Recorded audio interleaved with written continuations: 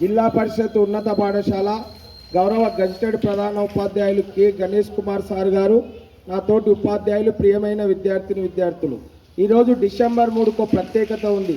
మనం తెలంగాణ రాష్ట్రం సాధించుకొని ఈరోజు స్వేచ్ఛావాయువులు పిలుస్తున్నామంటే ఆ రోజుల్లో తెలంగాణ కొరకు తన ఆత్మాహుతి బలిదానం చేసుకున్న అమరుడు శ్రీకాంతాచారి గారి వర్ధంతి.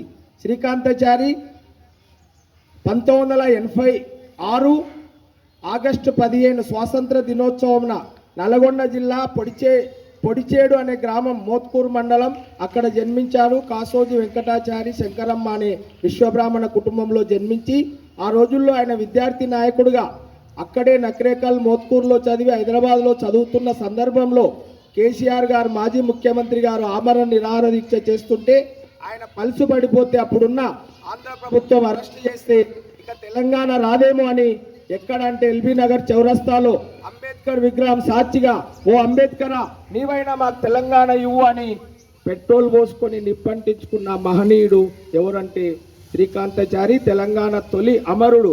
ఆయన ఆగస్టు 29న పెట్రోల్ పోసి అంటించుకుంటే తర్వాత ఆయనను కామినేని, యశోద, ఉస్మానియా, అపోలో ఆసుపత్రిలో 5 రోజుల తర్వాత డిసెంబర్ 3 రాత్రి 10:30 గంటలకు చనిపోయాడు. చనిపోతూ కూడా అమ్మ అబ్బా అనలేదు, ఓ జై తెలంగాణ అంటూ నినాదం ఇచ్చి చనిపోయాడు. కనుక ఆయనతో పాటు కానిస్టేబుల్ కృష్ణయ్య, మన ప్రాంతం కావలి సువర్ణమ్మ, వేణుగోపాల్ రెడ్డి, ఇట్లా తెలంగాణలో ఎంతో విద్యార్థి అమరవీరుల ఆశయ సాధనంగా మనం తెలంగాణ సాధించుకున్నామని తెలియజేస్తున్నాం.